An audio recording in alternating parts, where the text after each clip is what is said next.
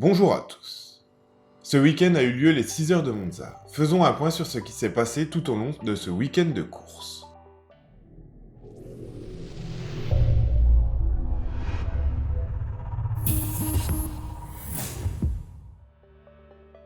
Les interviews d'avant-week-end montrent que Peugeot vient pour apprendre. Les mots des pilotes de la numéro 93 sont les suivants. Jean-Éric Vergne dit ainsi. C'est une piste magnifique pour débuter notre programme en WEC.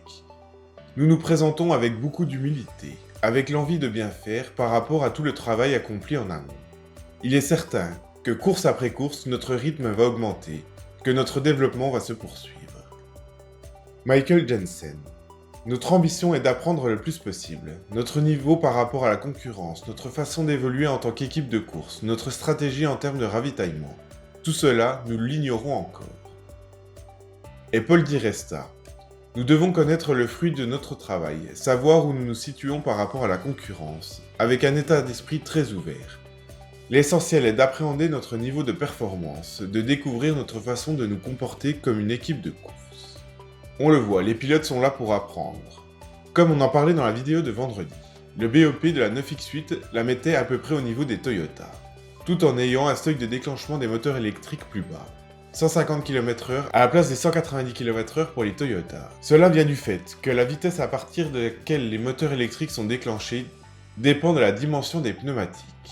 En toute logique, les voitures ayant opté pour des pneus aussi larges à l'avant qu'à l'arrière, à savoir uniquement Peugeot, bénéficient de leurs moteurs électriques plutôt que les autres.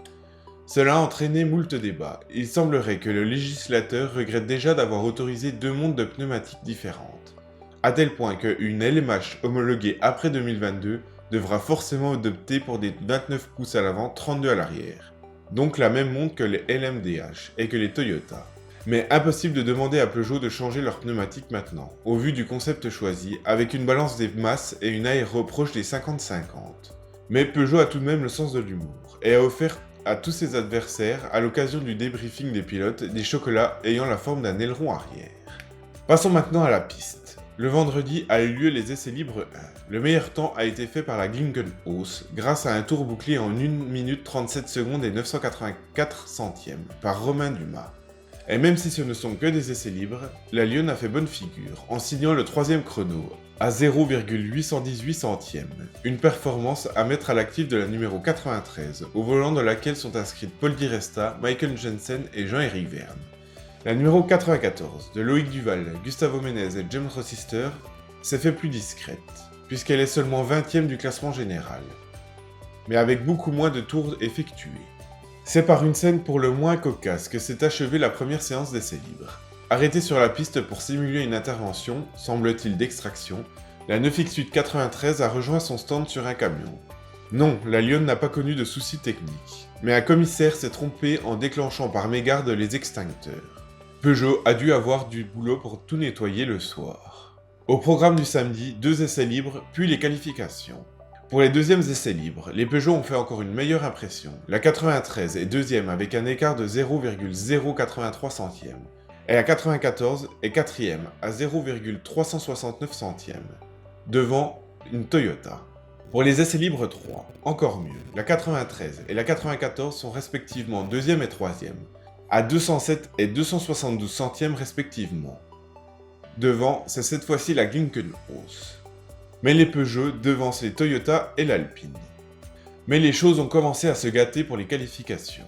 La 94 est 5e, à 1 seconde 837 centièmes, de la Glickenhaus. Après visiblement de nombreux tours non comptés à cause des franchissements des limites de piste, et aussi bloqués dans la circulation.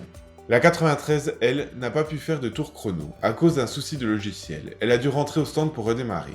Puis n'a pas pu finir le tour chrono qu'elle a commencé, à cause d'un drapeau rouge. La 93 s'élancera donc du fond de peloton le dimanche. Les objectifs de dimanche sont donc tout différents pour la 94 et la 93. Pour la 94, elle devra rester dans le groupe de tête. La 93, elle, devra remonter tout le peloton pour rejoindre ce groupe de tête. On va maintenant suivre chaque heure la position des deux voitures. La course a donc commencé dimanche à midi. Après 1 heure de course, la 94 est toujours 5e, à 40 secondes de la Glickenhaus de tête. La 93, elle, après 10 tours, a été au ralenti et est retournée au stand. Après 2 heures de course, la 94 est toujours 5e, à 1 minute 29. La 93, elle, est sortie des stands, et elle a un bon rythme malgré le trafic, mais compte de nombreux tours de retard. À la 4e heure, la 94 subit aussi des problèmes. Elle passera 31e. La 93, elle, est rentrée au stand et n'en sortira plus. Au classement final, la 94 se placera 33e, avec 25 tours de retard sur l'Alpine. La 93, elle, ne sera pas classée, car elle n'a pas effectué assez de tours. Mais le principal, c'est d'avoir fini la course avec une des voitures. On le voit avec la Glickenhaus, qui était devant pendant une bonne partie de la course, et qui a tout perdu à cause d'un turbo. De mon côté, je me demande si les problèmes de la 93 ne peuvent pas venir du déclenchement de l'extincteur pendant les premiers essais libres. On sait à quel point un extincteur peut être mauvais pour l'électronique. A noter aussi qu'à Monza, il faisait 30 degrés dans l'air ce week-end, 50 au niveau de la piste. Passons au bilan du directeur de Peugeot Sport. Ces 6 heures de course ont été éprouvantes. Nous venons ici pour apprendre, et effectivement, nous avons bien appris. Nous avons rencontré de nombreux problèmes liés à la course qu'il est impossible de simuler en essai. Mais nous sommes rassurés par le potentiel de notre voiture, qui a démontré durant les essais libres et les phases de course qu'il y a un bon niveau de performance. Nous étions dans le rythme, mais nous avons conscience de nos points d'amélioration. Nous avons des séances d'essais programmées dans les prochaines semaines, qui nous permettront de corriger les problèmes afin d'être prêts pour Fuji. Le bilan des pilotes de la 94 est le suivant. Loïc Duval. C'est bien d'être à l'arrivée. Comme la 93, nous avons rencontré des problèmes, des difficultés liées notamment au trafic avec les autres voitures. Notre objectif était de faire une longue course, pas de tout perdre au départ. Ces premiers doubles relais ont été plutôt bons. Nous ne pouvons pas, en une course, nous hisser auprès des concurrents qui ont 10 ans d'expérience. James Rossister. Pour cette première course, nous avons énormément appris. C'est une sacrée leçon pour cette première expérience. Au début, on a un peu manqué d'équilibre sur la voiture, puis ça s'est amélioré, cela donne confiance pour la suite. On est là, dans le rythme. Gustavo Menez. Ce n'est bien sûr pas la course parfaite, mais pour une première, nous avons tant à apprendre. Le premier objectif était de terminer, c'est fait.